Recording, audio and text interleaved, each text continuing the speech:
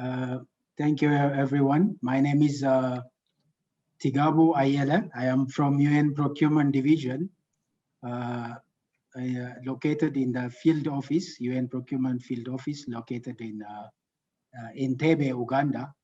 And today, thank you for inviting me to participate in this and to present some business-related issues with the United Nations. And in our presentation today, we will be having few topics. Like the first one will be we'll see on UN Secretariat areas of operation. Then we'll see the functions of the UN Procurement Division, followed by the statistical information on UN procurement. And then we'll see briefly the procurement principles of the UN. Then we'll have also some discussion on typical UN procurement workflow. And after that, we'll also cover how to register with the UN and benefits of getting registered and accessing information through the UNGM. And then at the end, we'll have some discussions, questions and answers as appropriate, if any.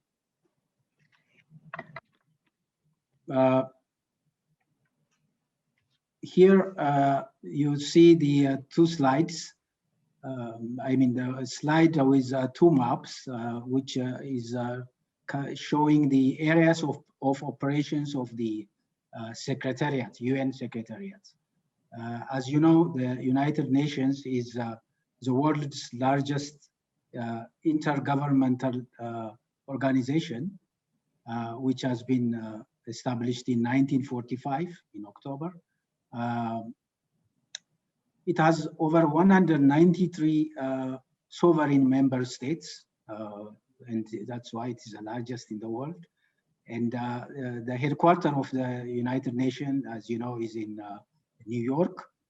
There are also regional offices in, in Vienna, the United Nations office in Vienna, United Nations office in Nairobi, and United Nations office in Geneva.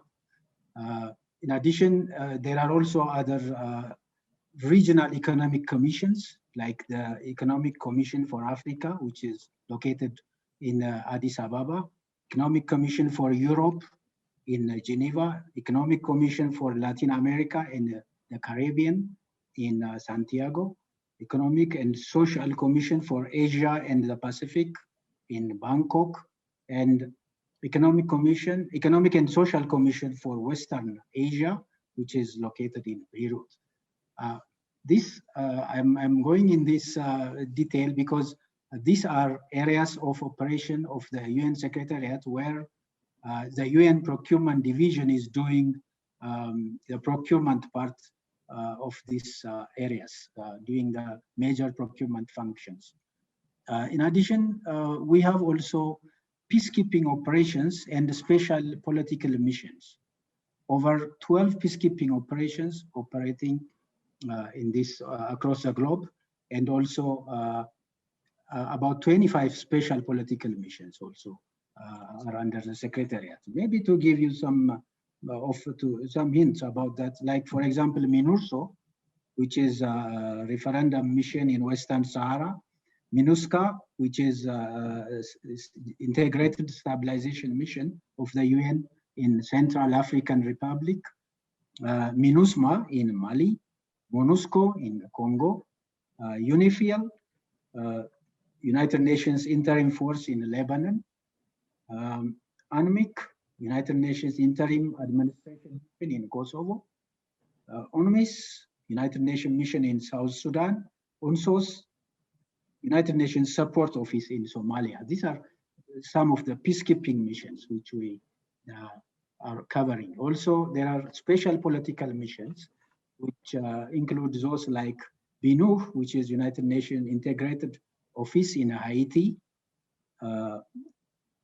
Office of the Special Advisor to the Secretary General in Cyprus. We have OSG Yemen, which is a special envoy of the Secretary General for Yemen. We have UNAMA, Assistant Mission in Afghanistan, UNAMI, in Iraq, UNOWAS, United Nations Office in Western Africa and the Sahel, and UNOSMIL in Libya, support mission, which and also United Nations Verification Mission in Colombia. There are others also, which I didn't include. Now, all these offices are supported by the secretariats, and they are covered the areas of operations of the Secretariat, UN Secretariat. Now, the UN Secretariat procurement is by and large done by UN Procurement Division. And the UN Procurement Division does, of course, each entity, which I mentioned earlier, they have their small procurement units and offices, but the majority of their procurement activity, which is handled globally, is done by the UN Procurement Division. And the UN Procurement Division conducts its procurement functions by segmenting its requirements between goods, services, and works.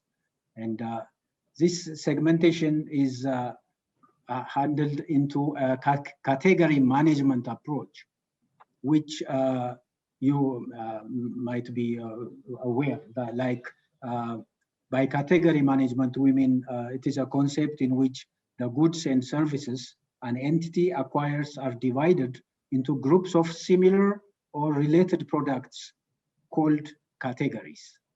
Then it entails a systematic approach to managing those goods and services with much greater understanding of both the needs of clients and the dynamics of the supply market.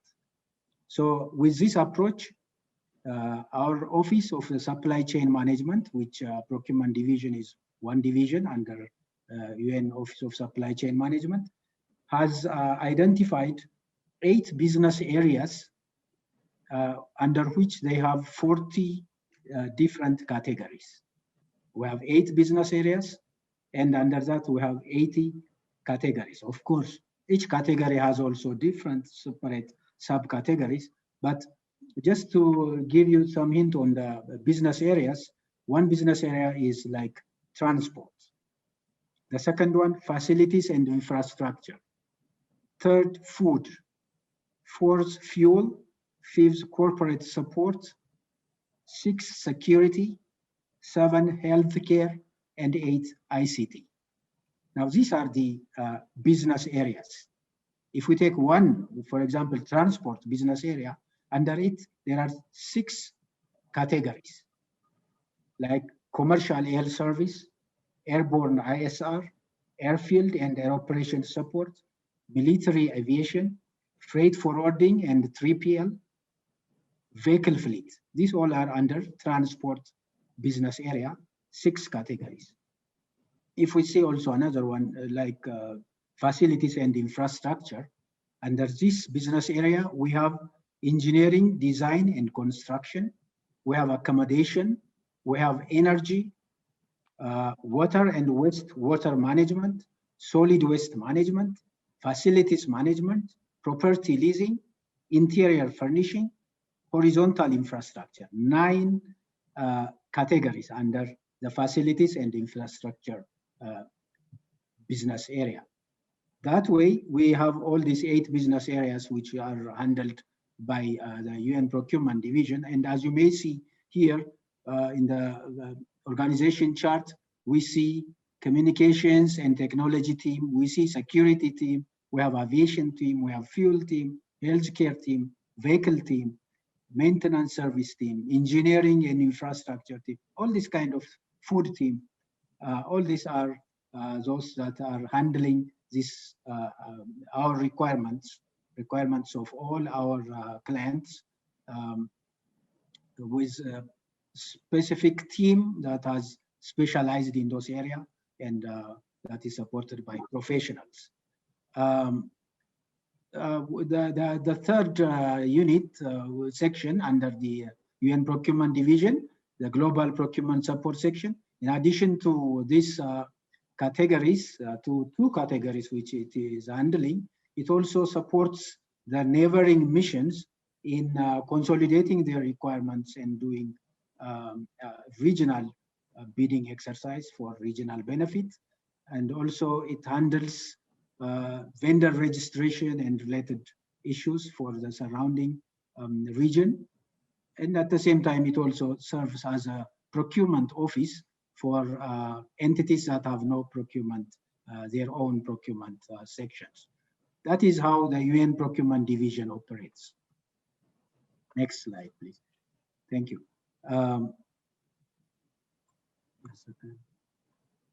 Here, what we are going to quickly show you is the volume of procurement, the volume of business, the volume of spend by the UN Secretariat from 2015 to 2020.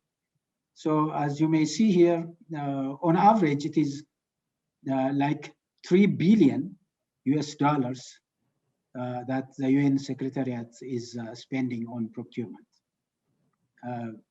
This is UN Secretariat. I'm not talking about the UN system in general. In fact, the UN system that includes all agencies, funds, programs like UNICEF, WHO, WFP, and all.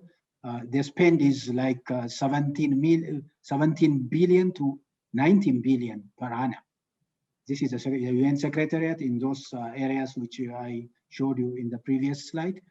We have this volume of spend, which is really significant to work with the UN. Maybe you see a little decline in 2020. We don't make an actual study on why it is going down, but our suspicion is that because of the COVID-19 impact, business are getting slow, and that's why it's a bit low. Otherwise, it is constantly about $3 billion US per annum. Next slide, Amy. Thank you. Here, we are trying to show you by commodities, distributing the 3 billion annual spend by commodity. And in this case, we are talking about 2020. Most of the time, our biggest spend goes to ICT, air transport, food and catering, fuels, building and construction, and real estate. But of course, there are also others like transportation and logistics, security, professional services, financial and infrastructure, pharma health, and vehicles. These all are the areas which we see as top 10, 12 commodities and services that are taking the majority of the spend. Next slide. Thank you. Here, we see the UN procurement principles.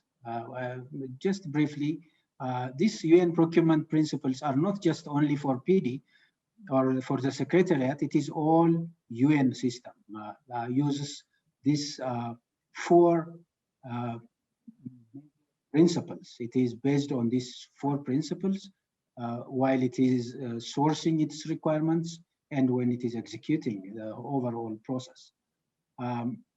We see first the objectives or the needs of the UN. That's one of the principles. And when we say the objectives of the UN, we mean the UN exercises in line with its in line and in compliance with its applicable legislation, and like the UN financial rules and regulations. The UN financial rules and regulations gives all the legislation, all the do's and not do's, and all the thresholds, the responsible authorities and all. So one of our principles is to respect the needs of the UN and to keep the objectives of the UN. Then the other principle refers to fairness, integrity, and transparency. When we say fairness, we mean giving equal opportunity to all bidders, being fair to all, like giving same information, giving the information at the same time to all, and to be fair to all in all steps. By integrity, again, we mean to be honest and to respect decency in dealing with others. And by transparency, of course, we mean compliance with established rules, to be open for inspection, open for audit, and also open to vendors, like by debriefing why they didn't get the award, why they what was their strengths, what were the weaknesses. So under each bidding exercise, we in fact do the debriefing exercise. Another principle is effective international competition. Here again, when we say effective international competition, we mean no restriction by over-specifying or under-specifying the scope of or the requirement, giving adequate bidding time, making it open to all, and that is why it is effective and international. So another principle is effective international competition.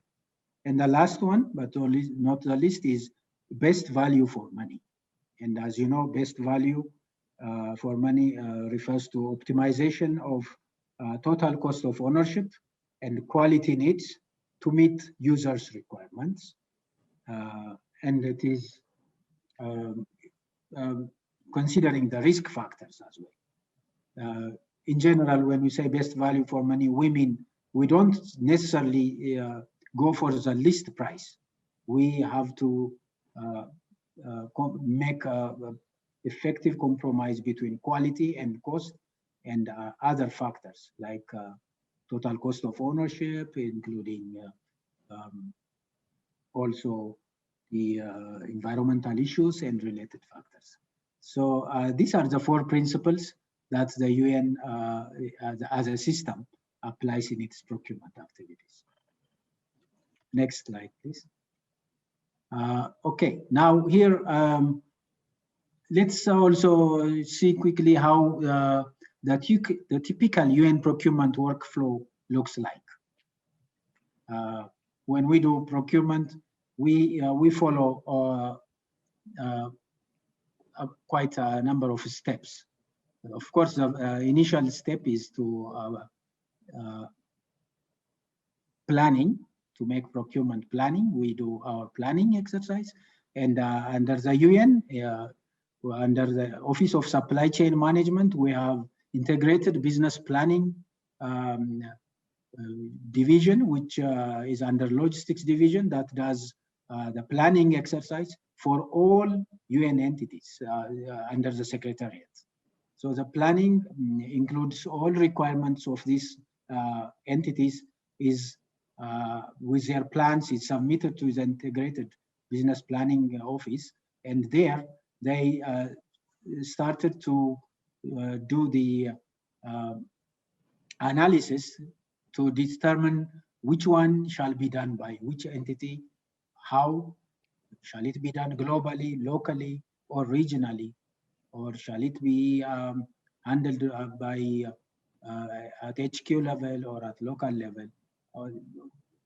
All kinds of planning exercises done first. Then we do requirement definition after the planning. Each activity, we define the requirements. That means writing scope of work and scope of requirements or specifications, to be followed by market research. Before the bids are out, before just we send the solicitation, we advertise request for expression of interest in UNGM website or at UNPD, UN Procurement Division website. That is where bidders can show interest and then be invited to participate in the bid. once the market research is done, then the procurement strategy follows. We do decide on the strategy, whether to do it on as a request for proposal, or as an invitation to bid, or as a local procurement, or even to do maybe within the UN to get some stock available in some UN entities. And so that's how the strategy is designed. Once that is over, then the procurement unit, the procurement division, will do preparation and issuance of the solicitation documents, which is also signed by the requisitioning unit and the procurement unit. There is, we call it SSP.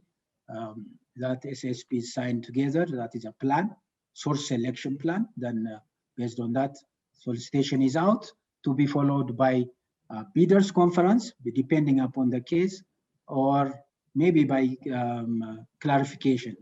Bidders can ask for clarification during the bidding season stage, and that can be addressed through amendment solicitation. That is then, that comes to receipt and opening of offers. This is done by independent tender opening committee, which is established without any interference by the procurement or the requisitioning office.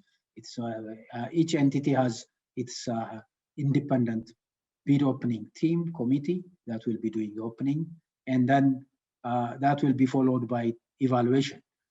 Technical evaluation will be done by the technical team, by the requisitioner, and once technical is completed, those qualified technically will have their commercial submissions evaluated by the procurement team. This is for RFP. When it is ITB, those that qualify technically will also be immediately notified for commercial review.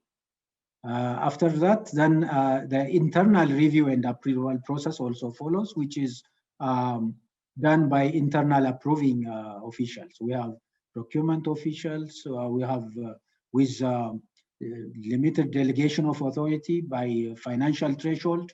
There is also a section chief. From section chief, we have service chief. From service chief, who is a director level, D1. Then we have the head of UN procurement division, which is a D2. And when it is beyond the threshold of the director, then it goes to headquarters committee on contracts, which is a combination of experts that do the review of the procurement synopsis, and they recommend award to the Assistant Secretary General, who will be signing it. The OSCM Assistant Secretary General will be signing or approving the recommendation. Following that, then award is done, and as I was mentioning, those that didn't get the award will receive regret letters, and if they want, they can ask for debriefing, which can be done always depending on their demand. Next slide, please.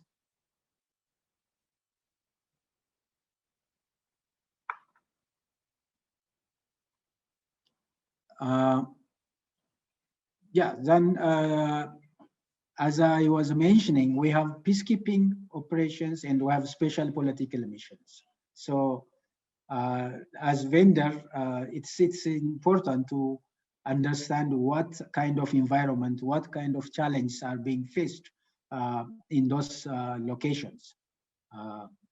Mostly the challenges we want to share are there is no infrastructure or really little infrastructure there. So it is good to plan how to manage that. There is limited resource, like we have commodities to be dispatched, but we have no vehicles or handling equipment to and staff. So this also have to be put into consideration. There is disease, there is natural disaster, There are emergencies always for several reasons. And of course, there is security risk because that's why they are peacekeeping areas. So that is to share with you some of the challenges. For example, on the right, if you see the UN, just 1 second, please, previous slide. Yeah. On the right, you see the UN staff pushing their vehicle, which was stuck in the sand. That is in a ceasefire team in Minurso, Western Sahara. So that is what just to share you one of the examples. And at the bottom, also we see the UN discharging vehicles to address an emergency on Ebola, which was happening in Sierra Leone some years back. There about 40 vehicles were dispatched in a day, about 60 again to another location. That way, the emergency, the disaster was being addressed. So this is just to show you some practical reasons. Another element here is the Sustainable Development Goals, which the procurement is also concerned and wants to be part of the implementing agent for that. So the UN Procurement Division and the Office of Supply Chain Management, they have focused efforts on outreach and engagement of women-owned businesses. And they also are focusing on vendors from developing countries and from economies in transition and from specific industry categories. So this is a specific focus to SDG number 8, which is decent work and economic growth. So the United Nations Disability Inclusion Strategy is very highly focused here. And when we do our procurement, we focus to women-owned businesses, to developing countries and economies in transition businesses, and also to disability inclusion strategy also is added. So, you know, the Sustainable Global Goals, which are planned to be attained by 2030. So this is one of our goals, so that you can also have an idea. Next slide, please. Now, here we are going to talk about the UNGM. I believe most of you have heard, and maybe you are UNGM registered vendors. When we do registration with UNGM, we first, by UNGM, we means United Nations Global Marketplace. That is a global marketplace. It is the entry point or the vendor portal, the UN Global Vendor Portal. It is where we register as UN vendors, and this is mandatory. All commercial vendors need to register in UNGM to be a UN registered UN vendors. It's not difficult to register. It is a few minutes exercise, and requirements are really very low. There are 3 levels. There is a basic level registration, registered vendor. There is level 1 and level 2. The basic level gets award up to $40,000 US. The level 1 vendors get award up to US $500,000, and those are registered under level 2 get award all beyond $500,000. This is how they got. And the requirement for basic level, it is just to be registered in your country as a business entity, and to just have a complete address. That is good enough to be a basic level vendor.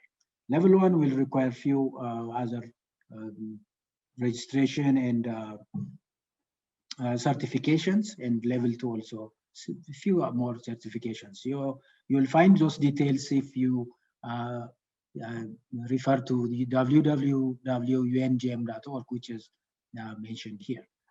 But under UNGM, there are also other benefits that we may be securing, like vendors can introduce their products and services to many UN organizations, countries, and regions by only completing one registration form.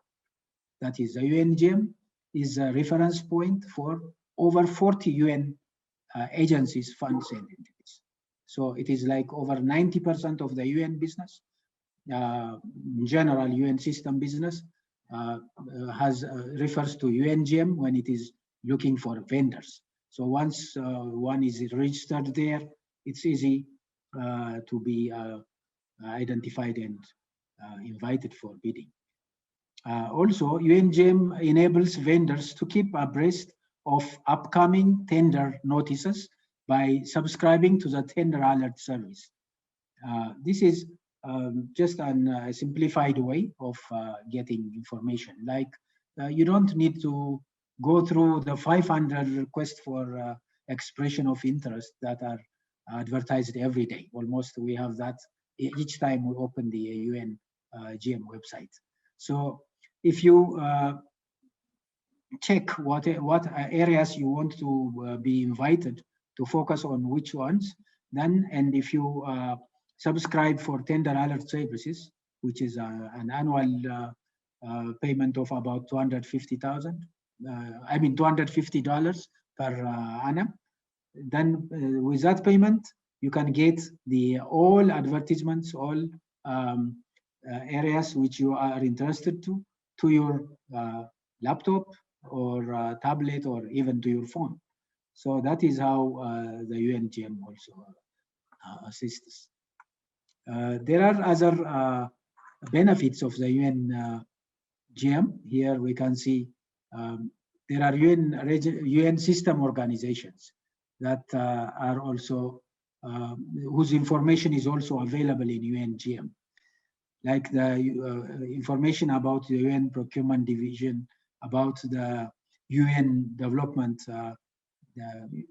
Program, UNDP, about UNICEF, for example. If you are a supplier of items relevant for children or food items, it could be clothing or what, then you can just find that information from UNGM, which vendors to, which UN agencies to meet and how to do to contact them. You have all that details. In addition, UNGM can give you all information about bids that are coming, about contracts that are awarded. You can, it's also user-friendly. You can just check by different options, like you can get a monthly report or yearly or last year's statistical information, and all these kind of benefits are there. And there is also a knowledge center in the UNGM website and also in UN Procurement Division website, where you can learn a lot of information about the UN and also about upcoming seminars, workshops, business related events, and all these are available at UNGM website. And we encourage you to visit www.ungm.org. Next slide, please. Yes, these are also key resources for vendors. We want you to be acquainted and to have a good understanding of this. The general conditions of contract is always there. When we show solicitation, we put that as one of the attachments, one of the annexes. So that is a general condition, and that tells all what is required when doing business with the UN. Another significant element also, the supplier code of conduct.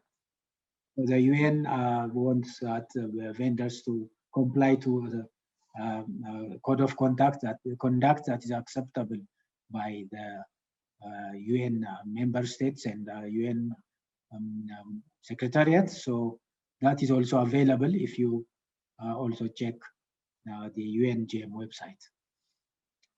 Next slide. Now, it's also extension of what I was mentioning. Here is how you see the mobile applications. Under these applications, you have apps. You can go to download the App Store or Google. You can go to Google Play and find these mobile applications of the UN. And getting that applications, you can see event calendars, including business opportunities, seminars, public tender openings, and official UN holidays.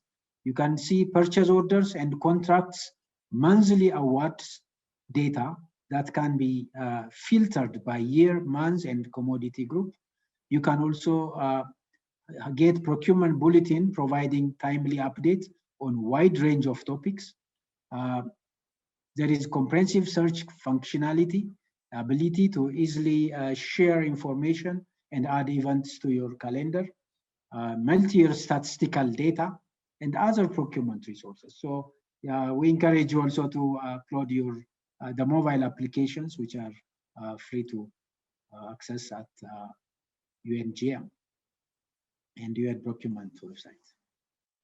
And finally, also very important, if you go to the common questions and answers page, you'll see, you'll find all of your doubts cleared there. There are several questions and all are answered there. And so that is also one we want you to recommend. Just like for here, for example, it says, as a small vendor, is registration with UNGM worthwhile for me? As the UN is such a large organization, would I even have an opportunity to do business with the United Nations Secretariat? Yeah, this is one of the questions. Yes, of course, yes.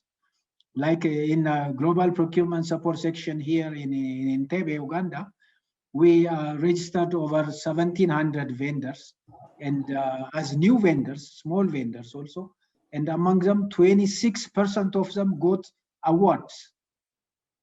It is in the East African region, they were registered and got awards from UN after getting registered from him. So that way you can see some questions and answers there. I think that's it for me today. If you have any questions, maybe we can check that.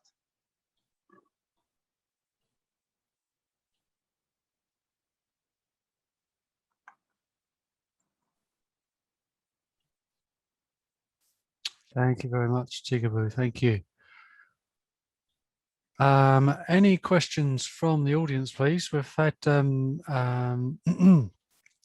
was a question from Matus. Are all the requests published on UNPD pages also published in the on the global marketplace pages?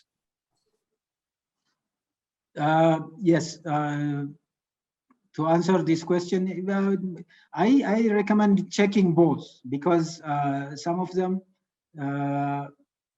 may be closed just after the date is over. Like if the requirement is advertised for 15 days, then the UN Procurement Division will close that. But at UNGM, it may stay for a few more days. Again, going back to some of the information, and checking what was the requirement last year or a year before, and what was the quantity, and who got the award on that.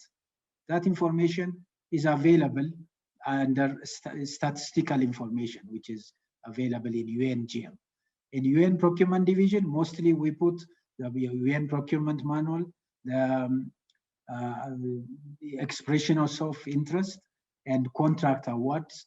But on UNGM, there are plenty of additional information that you may acquire. Okay, thank you, Tigabu. Thank you. You're welcome. Question from Jason. What are the UN's greatest logistical challenges in Africa? Sorry, what are the greatest challenges? Logistical challenges in Africa. Oh, really, when we do procurement for field missions, we use the delivery options based on the interest of the clients.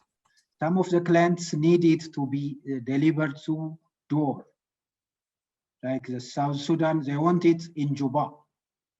Or the UNAMID, they need it in Darfur. So some of the challenges there are related to paperwork. You have to go to get some permits, some licenses from the government to get that cleared. And vendors or their freight forwarders have to do that. Of course, UN facilitates. We give paper advising that this is exempt from duty or that kind of issue. But still, that takes time. And second, clearance issue also, clearing from government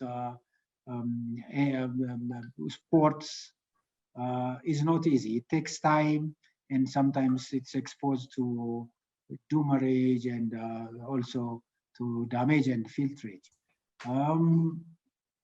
But in most cases, when missions agree, what we do is we encourage them to their products to be their consignment to be delivered to a common location, like to Entebbe for those located around Uganda, like South Sudan, Congo, in UNISFA, including Darfur. So from that, we have 3PL contractors. We also do third-party logistics contracting exercise, and those 3PL contractors pick it from this common location. It could be Mombasa, it could be Port Sudan, it could be Entebbe. Then they pick it from there and deliver it to the actual destination. That way, we try to assist the challenge, but mostly the challenges are delivery related and also government related requirements that take time and are also not easy to meet. But again, when you have local service agents to do this service, then it's easy for them to also do the work instead of doing just handling it from a distance. Thank you. Thank you, Tigabu. From Samira, regarding global marketplace registrations, how does an organization move from level 1 to level 2?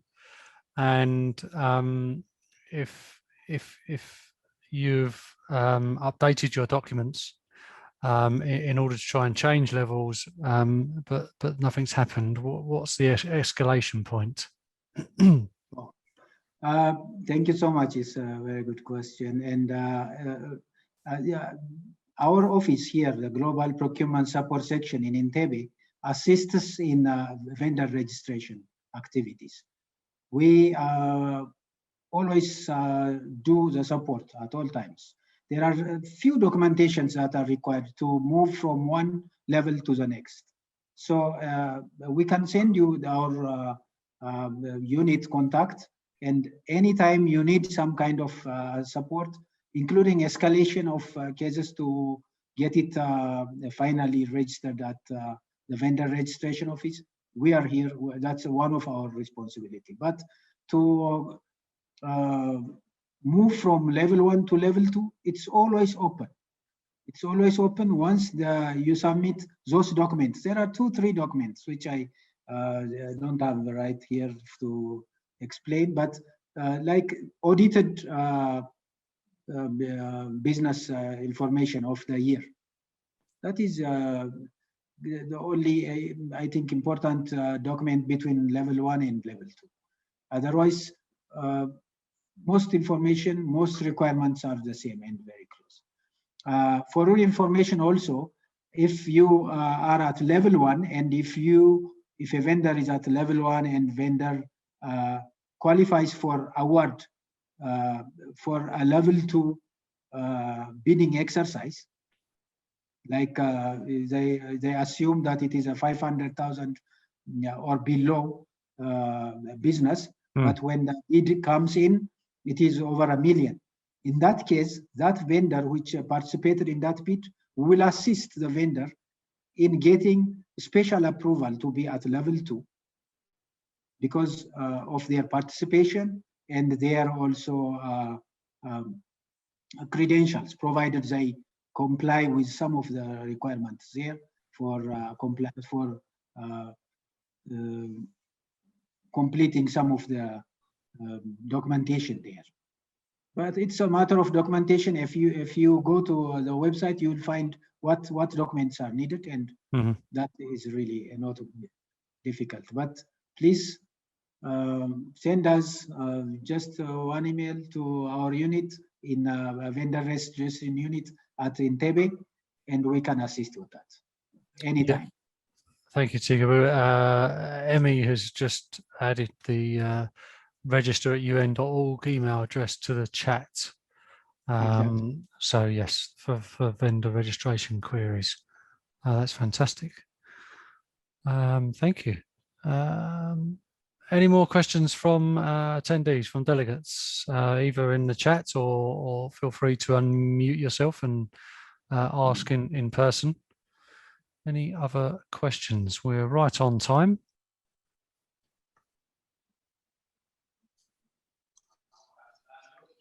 Yeah, Natalia? Hi, thank you so much for the presentation. I used to work for many years at UNICEF, and one question that I used to receive when I was on the other side was around pricing. If we could give a frame of pricing in terms of to help the candidates make their proposal within some kind of range. Is this how do you see that?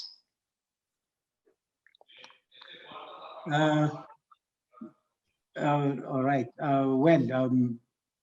As I was mentioning, always we give priority to technical compliance. Once a company complies technically, if it is ITB bidding, once the company is technically compliant, we take the lowest price. Because all are technically okay, then that is a matter of taking the technically compliant, but also advantageous to the UN, which is a lowest price. When it is RFP, request for proposal, it depends on the kind of proposal we get. So sometimes a company can have amazing technical proposal, which is very new to us, which is helpful, but the price could be extremely high. And then there could be another company who has like 50-50, which is technically good, with good grade, but financially also kind of reasonable. Now what we do is we initially, when the bid is out, we put what points technical are going to be assigned and how much is going to be assigned for commercial aspect. If it is 60-40, then that is just put into calculation, and no matter what the price is, that which got the highest technical plus price offer will be the one that will be taking the award. Be it any difference in price, it is only the technical score plus the financial score added, which is the highest grade, that will be taking the award. That is how we do the pricing. But again, if I got your question correct, that is what I want to mention to say. But if you want to see how we buy some of the items, what is the price for some of our former bids, then you can refer to the statistical information in our website and also UNGM, where you can see what was the cost for this kind of items last year, before last year, and which company won. And that kind of information can tell you what the price looks like. Thank you. You're welcome. Thank you, Natalia. Any other questions? There's no more questions in the chat. If anyone wants to come forward on video for any questions, but thank you very much, Tigabu and Emmy. Thank you very much for the UN Procurement Secretariat's support once again. Thank you very much for sharing the information and the slides. We really appreciate your time. Thank you. Thank you so much. Thank you all. Thank you. For everyone else in here in attendance, that's the final, the fourth and final procurement and supplier workshop this morning. Just 3 points. If there's any of the email addresses, details in the chat that you didn't catch, then if you email me directly, I can share. I'll have a copy of the chat record after this call. The presentations are available within our event management system. So at the moment, there's two. Because we're online, there's two systems running. So the virtual platform, where all the presentations and everything will be for the next 2 days, that is where the recordings of these workshops will be later tomorrow. If there's any of you who want to watch back or suggest a colleague looks at them, they'll be in the auditorium later tomorrow. But the presentation slides are available in our other system, our RMS system, where you logged in and manage your delegates and made your meeting requests.